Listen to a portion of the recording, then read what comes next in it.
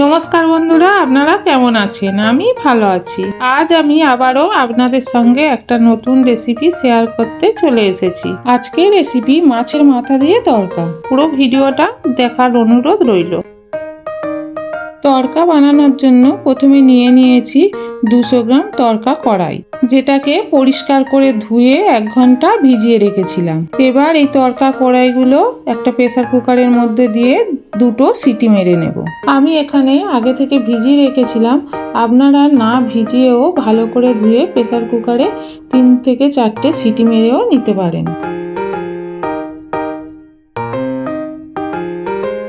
মাছের মাথা দিয়ে তড়কা বানানোর জন্য আমি এখানে রুই মাছ নিয়েছি।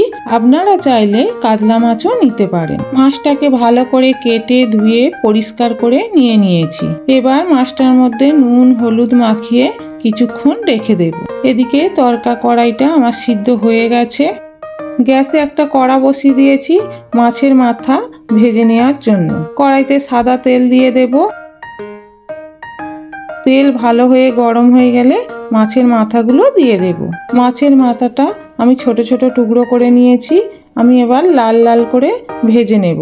মাছগুলোকে একটু সময় নিয়ে লাল লাল করে ভেজে নিতে হবে।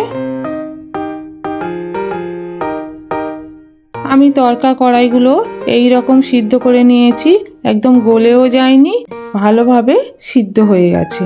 মাছের মাথাগুলো ভাজা হয়ে গেছে। আমি একটা খুন্তির সাহায্যে মাছগুলো আরো ছোট ছোট করে ভেঙে নেব। ভেঙে নেওয়া হয়ে গেছে। এবার আমি প্লেটে তুলে নেব। কড়াইতে আমার মাছ ভাজার তেল আছে। ফোড়নে দিয়ে দেব জিরে তেজপাতা। ফোড়ন থেকে সুন্দর গন্ধ ছাড়লে দিয়ে দেব থেঁতো করে রাখা রসুন।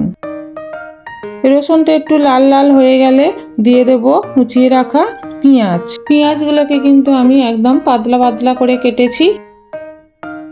পেঁয়াজটা হালকা লাল লাল হয়ে গেলে দিয়ে দেব আদা বাটা।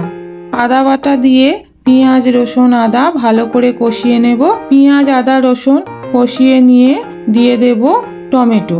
আমি এখানে একটা বড় সাইজ টমেটো ব্যবহার করেছি। টমেটোটা গলে যাওয়ার জন্য দিয়ে দেব ওপর থেকে নুন। পরিমাণ মতো নুন দিয়ে ভালো করে কষিয়ে নেব। কষিয়ে নিয়ে দিয়ে দেব কাঁচা লঙ্কা কুচি। এবার এর মধ্যে দিয়ে দেব একে একে সব গুঁড়ো মশলা, লঙ্কা গুঁড়ো হলুদ গুঁড়ো জিরে গুঁড়ো ধনে গুঁড়ো। সব মশলা একসাথে দিয়ে ভালো করে কষিয়ে নেব। মশলা থেকে তেল ছেড়ে দিলে দিয়ে দেব আগে থেকে ভেজে রাখা মাছের মাথা।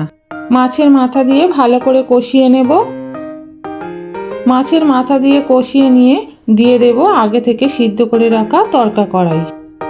এবার মাছের মাথা মশলা আর সিদ্ধ করে রাখা তড়কা কড়াই দিয়ে ভালো করে কষিয়ে নেব।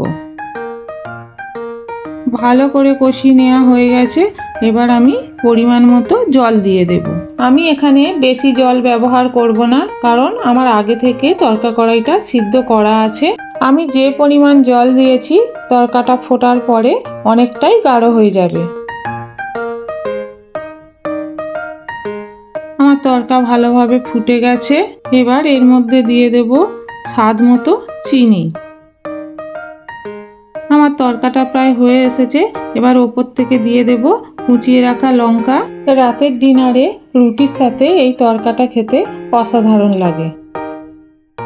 এবার আমি তড়কার মধ্যে দিয়ে দেব কিছুটা মাংসের ঝোল। মাংসের ঝোলটা তড়কার মধ্যে দিলে তড়কার স্বাদটা দ্বিগুণ হয়ে যায়। দোকানে যে কোনো তড়কা এইভাবে বানায়। মাংসের ঝোলটা দিয়ে ভালো করে মিশিয়ে কিছুক্ষণ ফুটতে দেব। এবার ওপর থেকে দিয়ে দেব তড়কা মশলা আর গরম মশলা। তড়কা মশলা আর গরম মশলা আমি সানরাইজের ব্যবহার করেছি। আবারও কিছুক্ষণ ফুটিয়ে নেব।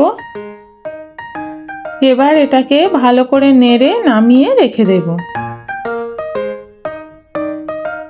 সব শেষে তড়কার মূল উপকরণটা রেডি করে নেব। গ্যাসে একটা কড়া বসিয়ে দিয়েছি। কড়ার মধ্যে 2 চামচ ঘি দিয়ে দেব।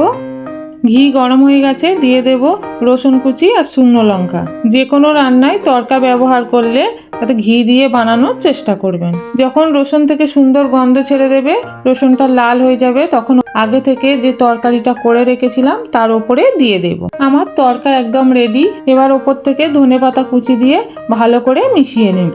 রেসিপিটা কেমন লাগলো? ভালো লাগলে লাইক, কমেন্ট, শেয়ার করবেন আর চ্যানেলটাকে সাবস্ক্রাইব করে দেবেন। ফেসবুক পেজ থেকে দেখলে পেজটাকে ফলো করে দেবেন।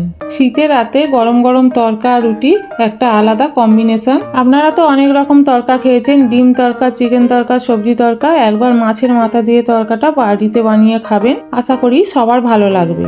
এই মাছের মাথা দিয়ে তড়কা আমাদের এখানে রেস্টুরেন্টে খেয়েছি, আর এই রেসিপিটা আমি সেখান থেকেই শিখেছি। আপনারা এই মাছের মাথা দিয়ে তড়কা কে কে খেয়েছেন অবশ্যই কমেন্ট করে জানাবেন। দেখুন কতটা গাঢ় হয়ে গেছে, দেখতে কতটা সুন্দর হয়েছে, খেতেও কিন্তু অসাধারণ হয়েছিল।